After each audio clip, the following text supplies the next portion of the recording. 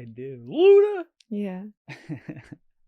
What's up, guys? On this week's episode of Homegrown with Halie, we're going to be talking about time management in homeschooling, because you do have the time to do cool things and homeschool. So that's what we're getting into. See you on the other side of the intro.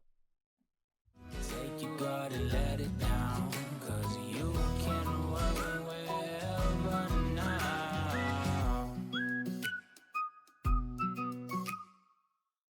What's up, guys? Welcome into the Work Wherever podcast. This is a podcast where we talk about AI, automation, the ability to work wherever so you can live every day like it is Saturday. We have 4 flavors of this podcast for those of you who are new. We have the Royce Rants, which is me putting on my tinfoil hat, doing some solo work. We have the traditional, standardized podcast where I have a guest on and we ask them questions and nerd out. We have the Hotspot, which is Sydney and I, where we go through trending articles and news around remote work automation. There's been a lot of AI with that recently. And then we have Homegrown. And That's the Homegrown with Halie. Yes. That's my wife. And we talk about homeschooling. We talk about life as a remote individual, whether that is homeschooling, traveling. It's more of the what is it? Pop culture? No, life, just lifestyle. It's a lifestyle podcast. Which, welcome in.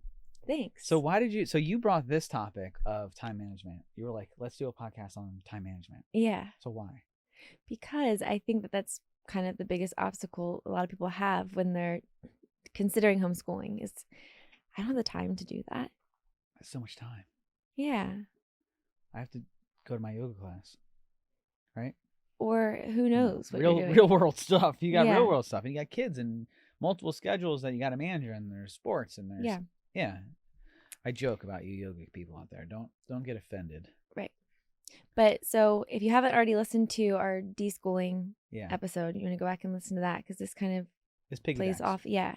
And so when you're thinking about what your school days are going to look like, well, one of the best things about homeschooling is that it's flexible. Mm-hmm. So maybe you choose like Saturday's a good day for you guys to school. So you include that in your week and you guys, don't do Monday. Or maybe you prefer to start school in the afternoon and, work in the morning. Or, you have to figure out what your day looks like and then how you can build school into it. Right. And one of the most influential books on me, aside from the Bible, is The 4-Hour School Day by Dorinda Wilson. I've read it a few times and it's great. She's a seasoned homeschool mom of I don't know how many, but she really wrote the book on the 4-hour school day and how you can structure your days to be flexible, be simple, and really be impactful. So break that down. The 4-hour school day, because traditional school, institutionalized school is what, 8 hours? I'm not sure. 7-8 hours. Might be even longer than that, but those are the full, and so you don't actually learn for that entire. Who knows? Yeah, you're in the class, you're in the hallway. You're at a physical building. Kids are asking questions, or who knows? So that's a common mistake or a common misconception. Right. It's you have to sit. You have to be schooling the whole day. Right. And this book really breaks down that you don't have to. In fact, you can do it for 4 hours. Now, I've heard people who even go lower than 4 hours, and they're just trying to get, hey, we're going to do a couple subjects here and there. But the idea of the 4 hours is to say, look, they're not learning the entire 8 hours the entire time they're at school anyway. So why do you feel like you have to? Right. If you're having focused, dedicated time, I mean, yeah. So what does that look like from a planning perspective? Mm-hmm. Because now we have deschooled, which you guys have. If you haven't listened to the deschooling episode, go back and listen to it so that we can pause this episode, go back to the deschooling, listen to that. You've now done your deschooling. You have chosen the frequency and the methods of which you're going to do that. And now we are planning and time management of the methodologies that we've chosen. Yep. So how do we go? What are we doing next? We'll decide which subjects you're going to do every day. For us, it's reading, writing, and math, no matter what, every day. Other subjects such as history or science will be twice a week. or we will spend time like doing read alouds in a history book or a science book to fit in that way. But so decide what your non-negotiable subjects are, such as reading, writing, and math. And then from there, determine how much time you really need to spend one-on-one with each child in those subjects. So as your kids get older, you really are just the facilitator. They are the learner who's owning their education. Like our oldest son, I provide him with all the resources that he needs. I lay out, like, he has a checklist that he has to get through every day. I call him his board, which is they're his bricks. And so then he knows what he has to do. He gets it done. I check what I need to. And for like every hour that he spends on school, like him and I only spend like 10 minutes together on, something, right? Yeah. But so then, that doesn't take much time, obviously, you're thinking about, right? And then for the younger ones, they really work best in like short increments. You take like 15, 20, 30 minutes in like the early grades, and you're sitting down and you're just doing one-on-one like math lessons. It keeps their attention. It stays enjoyable. It's not like you're sitting there pulling teeth and they dread, oh, it's time for lessons. Oh no. Because we've done, had moments where it was that, and I don't want it to be that, right? As they get older, they'll have the ability to sit longer and focus longer. But when they're young, I really just want them to like enjoy coming over and sitting with me for like 30 minutes and going through their math or going through like their writing. Yeah. So it doesn't, we fill that time. So let's say that you start. How do we start the day? I know that you mentioned the board, but explain the board. Okay, so their boards, I have our boards, and I can put up an example. It's like a very simple board. Go to homegrownwithhalie.com. We'll post an example of what the board looks like, but break that down. Yeah, so it's like a grid or a table, and like if you would imagine a table in a Word document, where on the left-hand side, the cells are all of the subjects, and then I have columns for each day, Monday through Friday, and then I just have spaces for me to write in, on each day what they're doing for each subject. And they go and they look at the board and understand, okay, I know today is Tuesday, so I have to do. Yes. Avery, totally 100%. Chase, totally 100%. Like he's in second grade and he is very like, this is what I have my board today. And then I highlight the ones that are, not independent. So the ones that you do with mom, right? So like, okay, read for 30 minutes. That's independent. That's not highlighted. But if it's like, read to mom, right, then I highlight it. So that way he knows that. Relying on you. Yes. Yeah. And, it takes a while to like train them, into how to do things. So like, okay, set a timer, like find a quiet space, like when they're young, but they enjoy doing it. Like he takes his cat with him and like they go and he sits, he loves reading with her. Like he could read with her all day. But it's like not getting angry and like stressing out about things. It's like, okay, why are we doing this? We're doing this because we want you to like grow to be like a, well-rounded individual who like enjoys learning. And so you provide them like with their plan. Yeah. And they, help put it into action. Eleanor, she's our youngest. She definitely, youngest school age. Yeah, right. But I manage her board for her. Okay. I really, once they master reading, I mean, it opens up. What's like the phrases that like used to be on the billboards? It was like, I don't know, like if you can read, you can do anything, like encouraging literacy. Right. Maybe that was just in Baltimore, but like, but it's true. It's true, right? So like, it's amazing, like how much our middle son has grown, since he has been able to read. Like he wants to do so much on his own now with his schooling. And he's so proud to be able to like do his work and help his little sister. Like he'll go over and he'll help her read her math word problems, and I'll come back in and she'll say, well, Chase helped me with this. He helped me read it. And right. It's just encouraging sweet. them to support one another. Yes. Yeah. And like they don't always do that. Right. And I don't always ask them to, but some they have to be prompted, but they, no, they don't have to be. But what I'm saying is, what I'm saying is that sometimes in school, like they surprise me about because he likes, to show that he's any opportunity he can to like show that he's the older sibling. does It's love like, to he'll, do that. oh yes, I'll read this for you. Yes. Come here, bring it here. Yes. I will show you the Yes. way. Exactly. And then another thing, so in technology, so for those of you who don't know, Halie and I own a business together. We own Capital Presence, and Capital Presence is an IT implementation organization. We build automation and AI for businesses. And so we took a lot of the principles of SDLC, which if you don't know, SDLC is a software development lifecycle, and it has to do with agile methodology. And you can listen to my tinfoil hat episodes on this if you really want to nerd out with me on that, which it might help you, because some of the things that we do in terms of time management is actually brought from that, which in the tech world, we call them stand-ups, and we call them bricks, which you had mentioned bricks. And so bricks are our 5 mission critical tasks that we're going to do that day for our employees. That's where it started. We'd say, okay, what'd you do yesterday? What are you doing today? Do you have any roadblocks? Those are our stand-ups and how we implement bricks. And so your bricks are your 5 mission critical tasks. Right. And so our kids have bricks. our kids have bricks. Yeah. And then you guys don't call it stand-up. What do you call it? Morning meeting with mom. Morning meeting with mom. And so what do you do on that morning meeting with mom? We and go you have your, is it 5 ups? So you call I call them high fives. High fives. You call them I always 5 get ups. that I know, messed but up. you've been calling it 5 ups for like 3 years now, so I feel like you know. can't change it. I The kids I can't. always like chuckle. But so now the boys, like Avery and Chase, our oldest, they swim 3 days a week, and so it makes our mornings like a little bit different because they don't get home till like 10:30, and by that time our 3-year-old and our 6-year-old and we've already kind of spent a couple of hours going through some schooling, so like mainly reading is what You've we're already doing. done the meeting with mom. Yeah.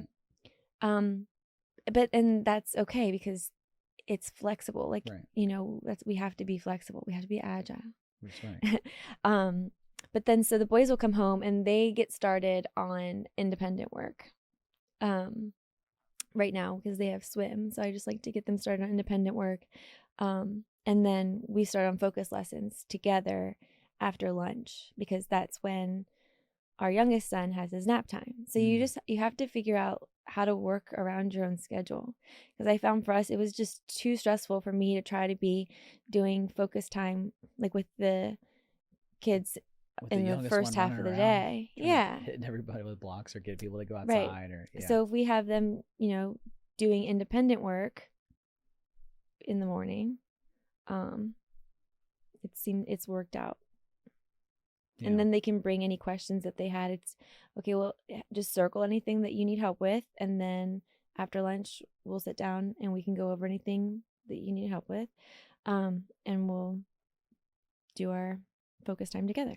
Another thing that I found interesting that we've started doing and building upon is not setting like we don't set school hours. Like we're not like, okay, in between this hour and that we have to be done by 2 or 3. And sometimes we do say we have to be done by certain times, but that's mainly because we have to go somewhere. Yeah. Like sports or have to go to but it's not like we're done with schooling. So that's like another thing that like you just reminded me of. So leaving margin, right? So I know like some people really thrive on having like those time blocks, and like that's great if that's something that you thrive with. Like I do sometimes when my schedule allows for it.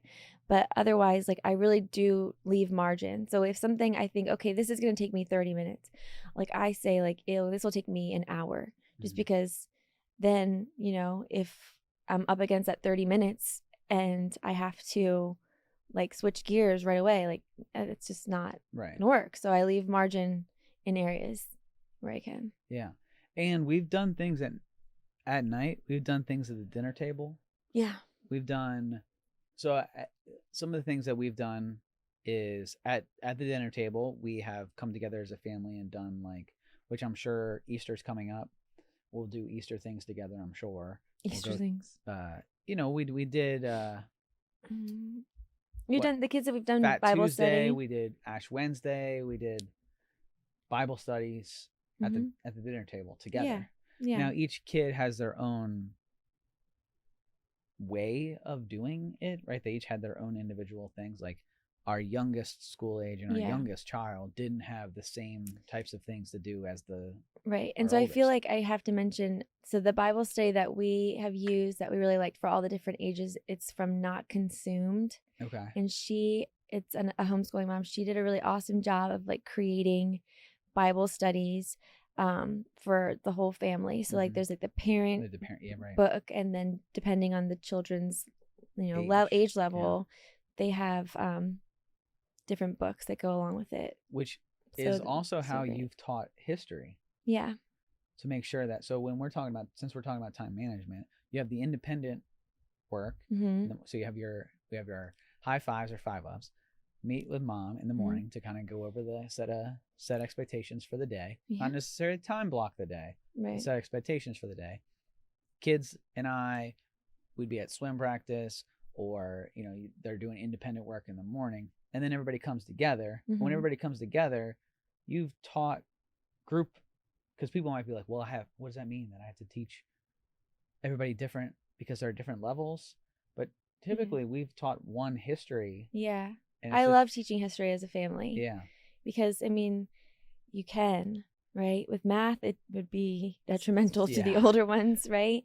To try to do that. But history is a family. So a lot of it is, we'll read about history on the timeline. And then depending on their age level is what like extension work they'll get, right? So, yeah. And that helps with time management, because we can plan in areas there to say, okay, we're going to do this as a family. Yeah. Independent work, we'll do this as a family.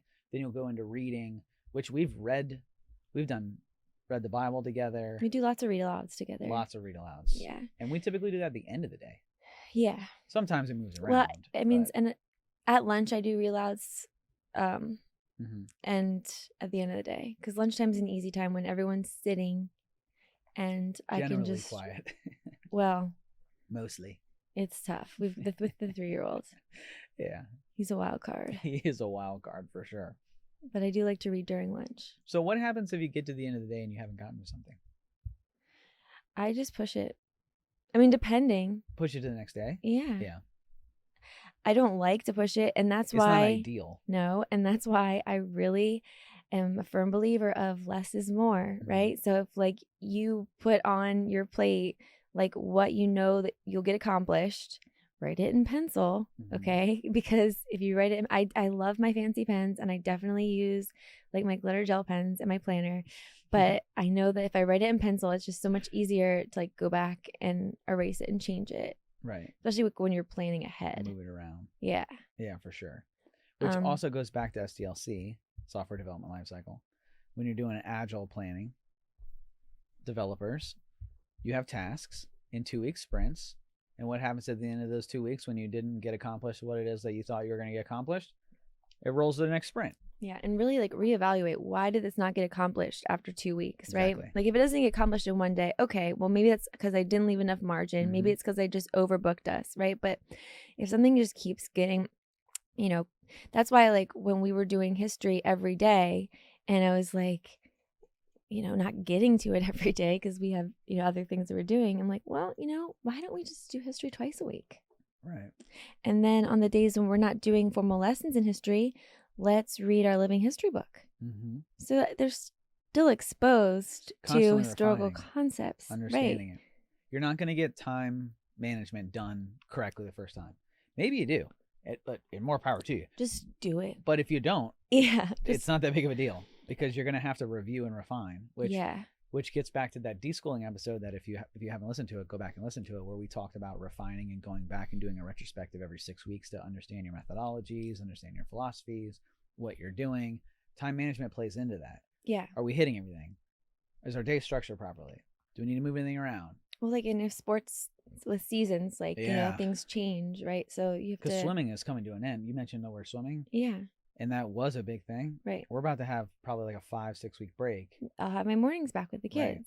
Right. And we'll be able to get back to our morning routines, which I did enjoy our morning routines. Yeah, meet with mom is a fun time.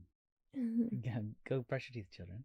Do this, do that, right? That's our 5. What's the high 5? What is the high 5?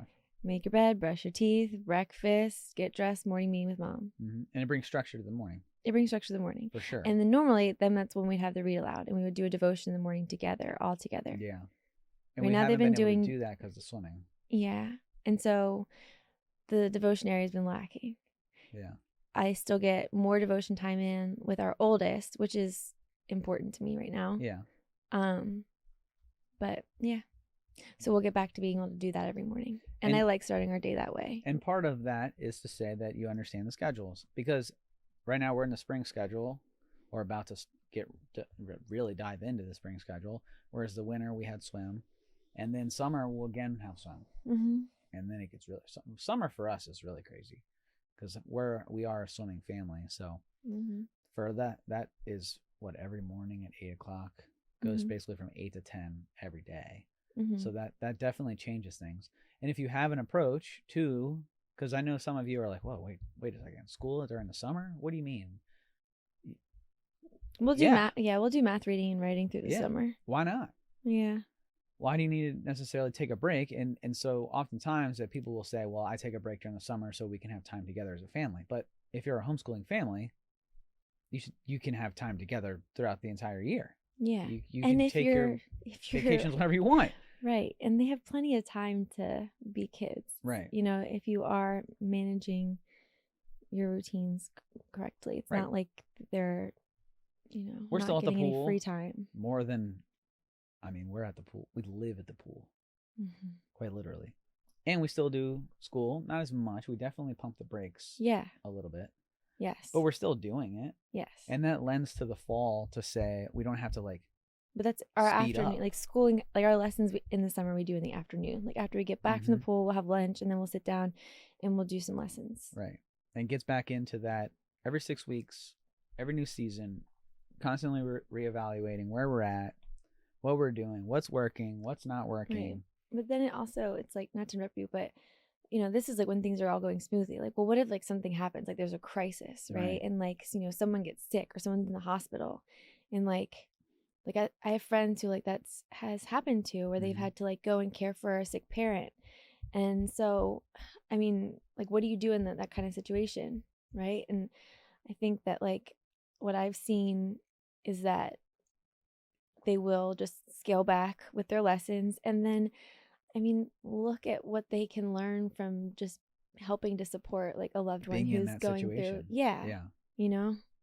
So like the older ones who are able to continue with independent work, like during a crisis, like great. For the younger ones, they will be okay if you have to, take care of your mother. Right. Or like they'll be okay. They will get caught up very quickly. Like children are so resilient. So it's better for you to not feel burdened by like what society puts on us as parents for like our kids' education, and like just understand that. That's a great point. I feel like that it's really important to know that. Like we can talk about, oh yeah, this is great. We are flexible. We move around and like whatever. But like, no, like there are times where I'm like crying in the closet. Well, yeah, none of this like, is easy. It's right? not. And like I have friends who like are like, my mom just moved in with us. She has cancer and I am her full-time care provider. And like, yeah, it's like real life happens, but like being able to include your children in real life, because one day the tables will be turned and maybe it's, them caring for you, what is life?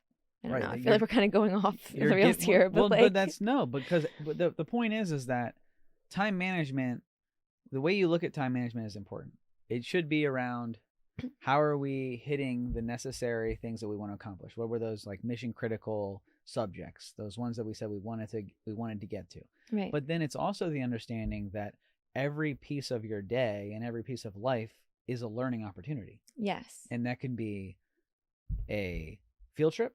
You can go into, like, we have DC really close. And so, okay, hey, you know what? We're going to take it easy today. We had something happen this week. People were sick or whatever. Let's take it easy or whatever. So let's go into the city and go to a museum. Run errands, talk to people, like talk to like community helpers, as they call them, you know? But it's truly like we went to the fire station, like, like fire station loves having people like go visit, like call them. I felt awkward calling the fire station, which I don't know why, because it's not like I dialed 911. I actually called like the fire station number. I'm like, this is kind of a weird question. I'm like, no, first thing I said was, this is not an emergency.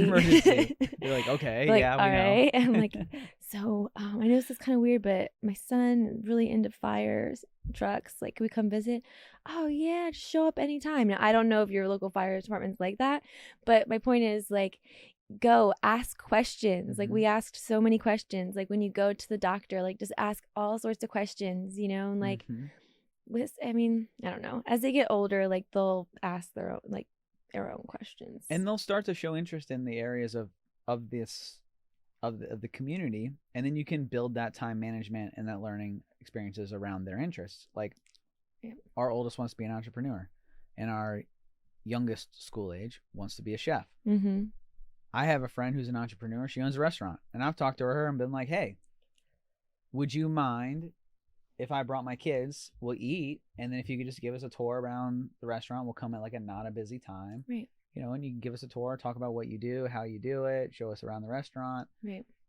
I've even gone to restaurants that I have no ties to. Yeah. And say, and hey, they can you love walk it. us through the kitchen? They love it. Yeah. Right. They love giving kids tours. The chefs love it. Yeah, they do. And that piques the interest into the children's Mhm. lives. It shows interest in what they show interest in. Right. Yep. It allows a learning opportunity and just a real, like, we were just out to dinner. Yeah. We were just out to, I don't even think it was a special occasion. We were just out to dinner. We were just, yeah. And they were like, you want to see the kitchen? And we're like, yeah. they were like, yeah, come on back. Right.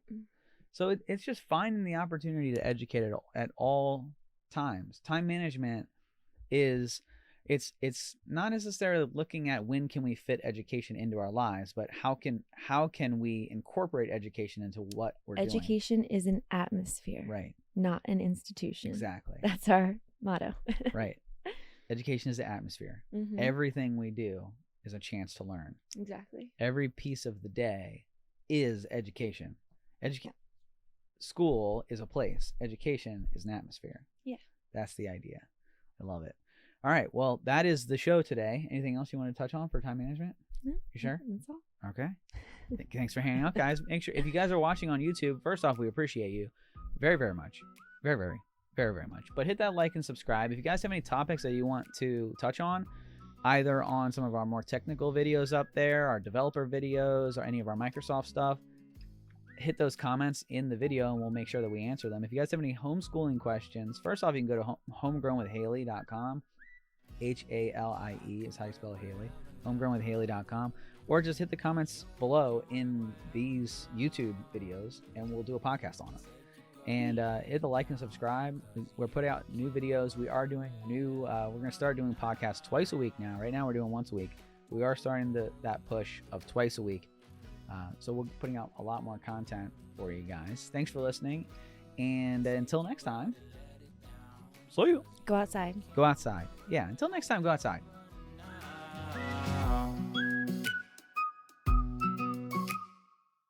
Hey there! Don't forget to hit that subscribe button and turn on notifications for all the latest videos from Capital Presence.